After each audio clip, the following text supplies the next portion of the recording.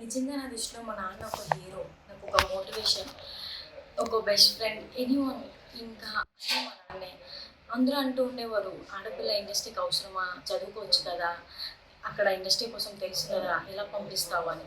కానీ మా నాన్న ఏ రోజు నా కోసం వెనకడుగు వేయలేదు. వెళ్ళొద్దు, వెళ్ళొద్దు అని ఏ రోజు చెప్పలేదు. ఇప్పటికి కూడా మా నాన్న నన్ను మోటివేషన్ చేసి ఇంత దూరం పంపించారు. కానీ నేను ఎగ్జామ్ ఫెయిల్ అయినా, ఎగ్జామ్ పాస్ అయినా, ఏ రోజైనా ఫెయిల్ అయినప్పుడు ఒకటే చెప్పేవాడు, పాస్ అయినప్పుడు ఒకటే చెప్పేవాడు. కానీ ఒకటనేవాడు, "నీ కాళ్ళ మీద నువ్వే బతకాలి" అని. నిజంగా మా నాన్న నా దృష్టిలో ఒక దేవుడే.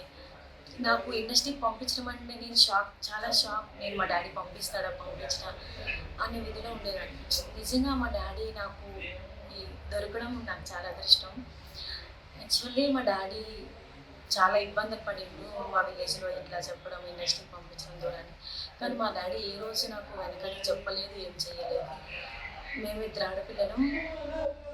ఆడపిల్లలుగా సమానంగా అబ్బాయిలాగే పెంచాడు. ఏ రోజు తప్పుగా చూడలేదు. ధైర్యంగా ఒక అబ్బాయిలాగా పెంచి మమ్మల్ని ఇంత ముందుకు తీసుకొచ్చి, ఈరోజు మమ్మల్ని ఇంత స్థాయిగా నిలబెంచాడు. ఇంకా ముందుకెళ్ళు, ఇంకా ముందుకెళ్ళి, ఇంకా స్పోర్ట్స్ చేస్తున్నాను.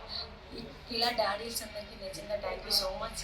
మా ఆడపిల్లని ఇంత ముందుకు తీసుకెళ్ళండి, ఇంత ముందుకు హ్యాపీగా చూసుకోండి.